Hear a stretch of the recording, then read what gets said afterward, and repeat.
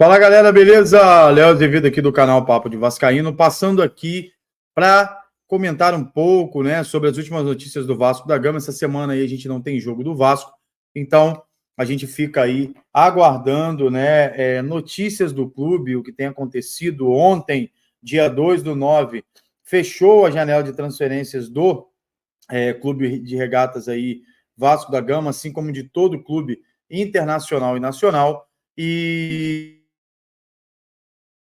os clubes podem sim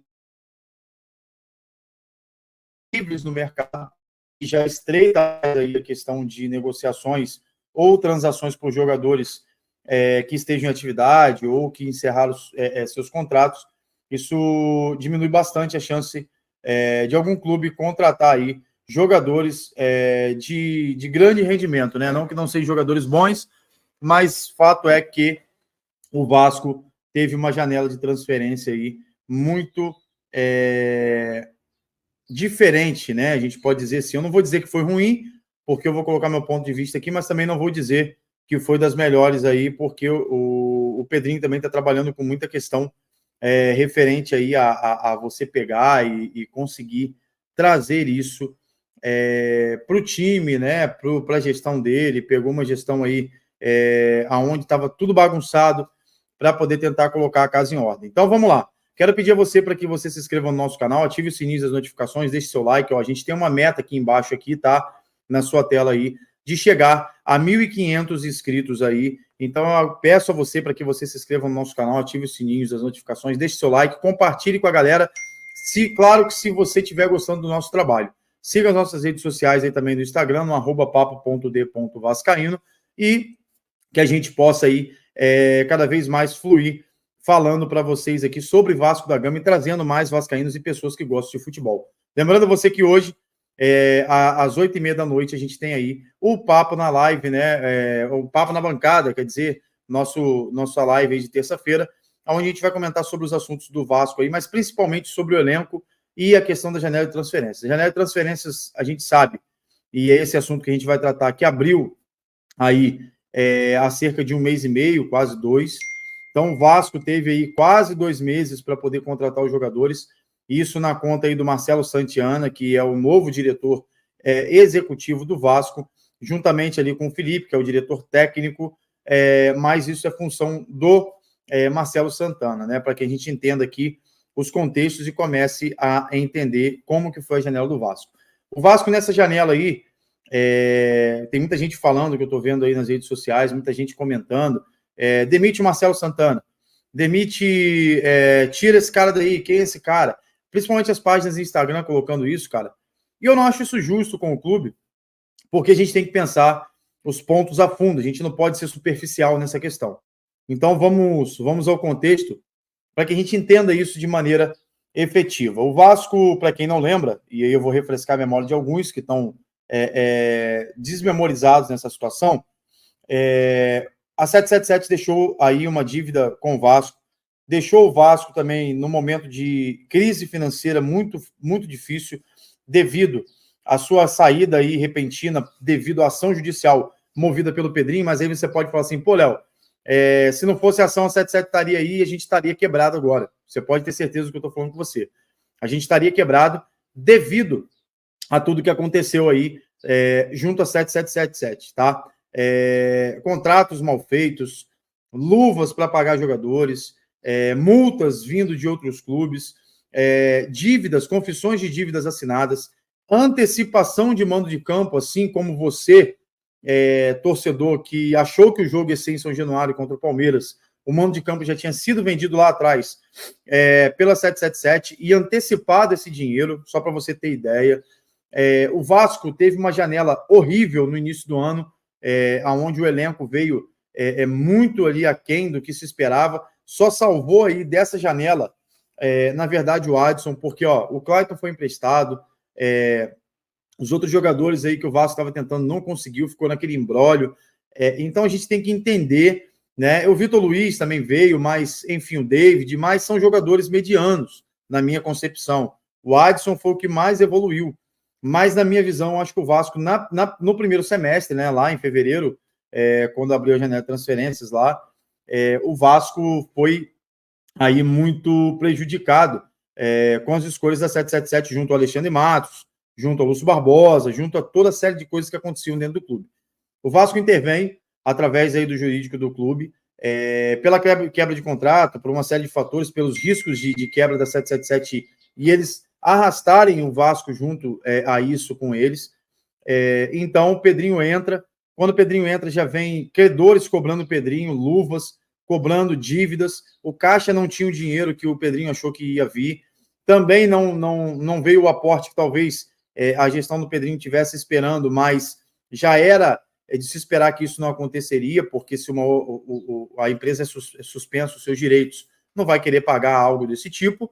E a gente chega, então, com o time lá na zona de rebaixamento, tá? Brigando para não cair, com o Ramon Dias, com toda a discussão dentro do clube, com todo o contexto, a gente tomando goleada para o Criciúma, tomando goleada para o Flamengo. Pedrinho assume com o Álvaro Pacheco no comando, tendo que pagar a rescisão do cara, tendo que tirar o cara dali para resolver o problema, porque quando você toma um 6-1, realmente o técnico não pode ficar no time.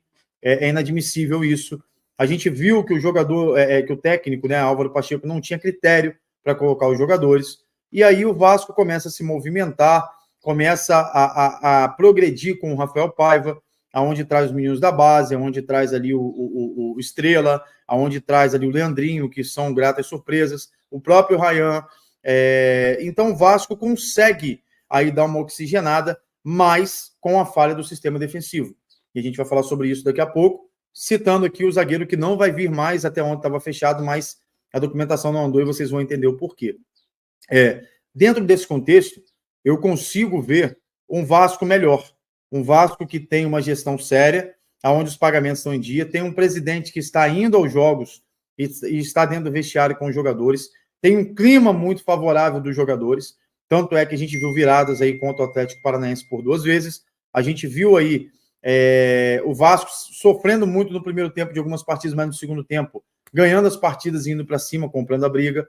A gente viu o Maicon e o João Vitor na zaga ali, fazendo uma boa dupla de zaga. A gente viu pessoas como o Pumita Rodrigues se redimindo e conseguindo marcar na vitória contra o Atlético Paranaense. E dentro desse contexto, a gente conseguiu ver um Vasco em evolução, que hoje ocupa a 8ª colocação do Campeonato Brasileiro com um jogo a menos, que é o jogo contra o Cuiabá. Ponto. É isso. Léo, vamos falar de janela? Vamos falar de janela. A janela do Vasco, para mim, não foi a janela que eu esperava que pudesse ser, mas já imaginava isso porque eu venho aqui alertando vocês por longos períodos que o Vasco não tinha dinheiro para negociar com jogadores ou tirar jogadores de outros clubes, assim como o Botafogo está fazendo, assim como o Flamengo fez, com o Alcaraz, com o Alexandre, com todos os jogadores que estão vindo aí para o cenário do futebol carioca, principalmente, tá? Mas o Vasco se reinventou. Voltou com o Coutinho, botou Alex Teixeira e Souza novamente, que são crias da base do Vasco. Ainda não mostraram para que vieram, mas eu acredito que serão muito importantes aí na temporada, no restante da temporada, principalmente pela experiência que eles passam. O Vasco trouxe o Emerson Rodrigues, que por empréstimo, mal ou bem, o Emerson Rodrigues está jogando e conseguindo ali ter um velocista de ponta, melhor do que o Rossi, melhor do que o Serginho. Eu acredito que você também vai concordar comigo nesse sentido. Além disso, o Vasco tinha uma folha de 17 milhões de reais em pagamentos, só em salário. E isso estava dificultando o Vasco a negociar os jogadores, correto? Correto. Vamos lá.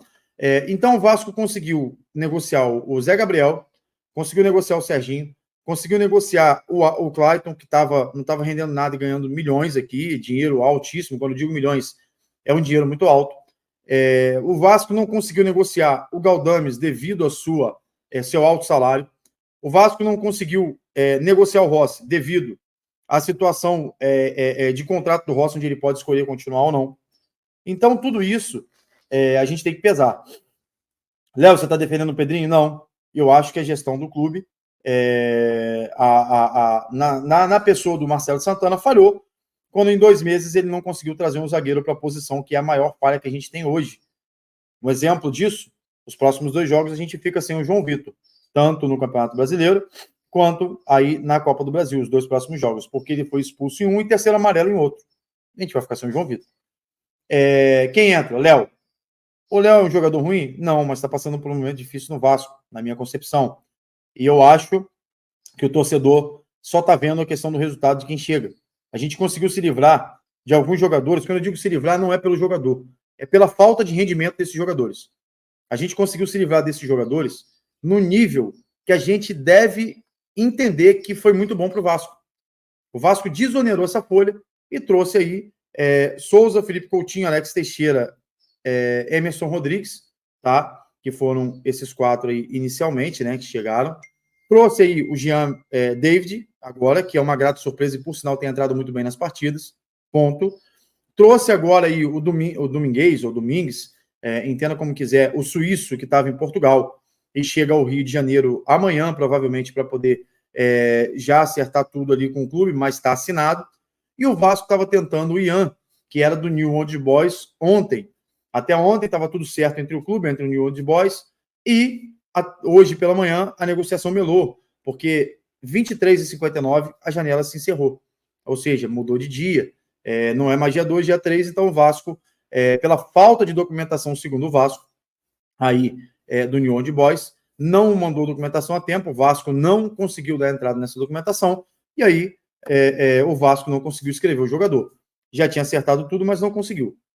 O New Old Boys, né, da Argentina, fez também um comunicado dizendo que o Vasco não pediu as documentações necessárias, justificando que eles fizeram a parte deles, o Vasco não. Ponto. Léo, você acha que foi ruim isso? Sem dúvida nenhuma. Porque sobram alguns jogadores que estão livres no mercado e a maioria deles ali com 28, 29 anos para cima, tá? Pelo que eu pude ver uma lista de zagueiros no cenário nacional. E eu, sinceramente, vou ser muito aqui reto com vocês. Eu não sei se isso seria bom para o Vasco, você trazer um jogador a qualquer custo para dar resposta à torcida. Ponto. O Vasco hoje não vive um momento ruim. O Vasco hoje tem um grupo fechado. O Vasco hoje não vive aquela fase de ser rebaixado.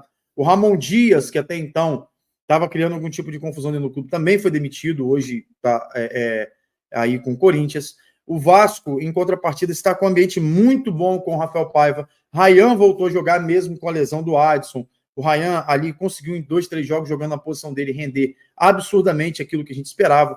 Pode render muito mais, sem dúvida nenhuma. O Jean David, junto com o Payet ali, mudaram o jogo contra o Vitória no segundo tempo. Então o Vasco está dando resposta ao seu torcedor. O que eu peço a vocês nesse momento não é passar pano na diretoria, você pode criticar. Mas você tem, antes de criticar, você tem que ver a janela do clube. Não foi uma janela ruim. Não foi uma janela totalmente ruim. Então a gente tem até dia 9 para tentar uma negociação com o zagueiro. Léo, vai acontecer? Não sei, cara. Depende de valores, depende de contrato, depende dos jogadores quererem vir, que estão livres no mercado. Depende também da lesão que esses jogadores têm. Um exemplo, o Marlon seria um bom nome. Mas é um cara que foi recusado lá, se eu não me engano, na Europa também, agora pelo seu exame. Tá fora do Fluminense, tá sem clube, cara. O cara tá assim, sendo recusado nos exames. Como que o Vasco vai trazer esse cara? Seria uma boa? Seria uma boa se ele estivesse jogando bem, cara. O Vasco não tem como trazer pessoas, e eu acho que é isso que o Pedrinho quer, para poder somatizar ali negativamente. Eu acho que é essa a ideia do Pedrinho. É trazer pessoas que realmente usem. Na minha visão, se isso acontecer, traz os moleques da base para a zaga, dá oportunidade para eles, que eu tenho certeza que eles vão render junto com o Rafael Paiva, que entende muito da base. Então, para vocês entenderem, o Vasco aí negociou e trouxe, né, na verdade, como eu disse, Emerson Rodrigues, Jean David, o Domingues aí, no caso, né, trouxe o Domingues, trouxe aí também o Alex Teixeira, o Souza, o Felipe Coutinho, que ainda não jogou, devido a tudo que aconteceu com ele, tanto lesão e depois o Covid. Mas são pessoas, são jogadores que vão aí, sem dúvida nenhuma, ajudar o Vasco. Na reta final em outubro, a gente tem ainda aí a volta do Paulinho e do Jair. Né? O Adson a cirurgia dele vai durar um pouco mais tempo, então acabou para o Adson essa temporada, final de novembro, início de dezembro, então o campeonato está no final, não vale nem a pena querer colocar o jogador para poder, de repente, lesioná-lo novamente. O Estrela também volta ano que vem. Então, você já parou para imaginar o time ano que vem? Já parou para imaginar o time como é que vai ficar ano que vem? Eu acredito que vai ficar um time muito bom. O Vasco tem que reforçar o sistema defensivo, sem dúvida nenhuma. Foi falha do Marcelo Santana? Sem dúvida nenhuma. Ele teve aí 2 meses quase para poder negociar um zagueiro e não conseguiu fazer. Isso mostrou um ponto fraco dele, na verdade. ele teria que ser mais incisivo no mercado, mais rápido no mercado. Mas, diante de todas as circunstâncias, e é isso que eu quero trazer para vocês, o Vasco não está ruim. O Vasco está disputando Sul-Americana. Para quem achava que o Vasco ia cair e falando um monte de besteira, o Vasco está disputando Sul-Americana e está jogando, está rendendo. Não é um futebol vistoso, mas o Vasco está sabendo jogar e fazer o que tem que ser feito, que são 3 pontos na conta. Ponto. É de se desesperar? Não vejo desespero, tá? Que vocês, torcedores, estão vendo. Eu, como torcedor, também não vejo esse desespero todo. Queria um zagueiro de nome? Sem dúvida nenhuma. Se hoje viesse o Sérgio Ramos, eu ia ficar feliz? Obviamente. Se hoje viesse qualquer outro zagueiro aí, grande, de alto nível de Europa, eu ia ficar feliz? Obviamente. Só que isso vai custar os cofres do Vasco e eu tenho que ser sincero com vocês aqui relacionado a isso. Não adianta passar pano, não adianta achar que o Vasco vai conseguir, nesse primeiro tempo de janela aí, trazer jogadores absurdos, que não vai. O Vasco teve que... Deixo aqui o meu registro sobre isso, mas também deixo o meu registro aqui negativo sobre o Marcelo Santana não ter conseguido trazer um zagueiro. E a gente sabia que estava muito em cima e que se a documentação não chegasse, isso aconteceria, beleza? E mais uma vez, cuidado com as páginas que vocês assistem, cuidado com as críticas que você ouve, porque complica demais se você ficar aí nessa questão, beleza? Então, essas foram as notícias aí desse vídeo. Lembrando que mais tarde a gente conversa lá no Papo na Live sobre esse assunto todo aí de janela de transferência do Vasco, elenco, tudo que a gente vier fazer. A gente vai estar lá hoje, 8h30, para conversar com vocês e eu quero ouvir a opinião de vocês, beleza? Não se esqueça, se inscreva no nosso canal, ative o sininho, deixe seu like, porque ele é muito importante para a gente. E aí, saudações vascaínas a todos e vamos aguardar os próximos capítulos aí dessa novela de janela de transferência. Até dia 9, o Vasco pode contratar algum zagueiro. Mas eu quero saber o que você acha, coloque nos comentários aqui. Deve contratar zagueiro ou deve dar chance para os meninos da base? Diz aí. Saudações vascaínas e até a próxima, se Deus assim nos permitir.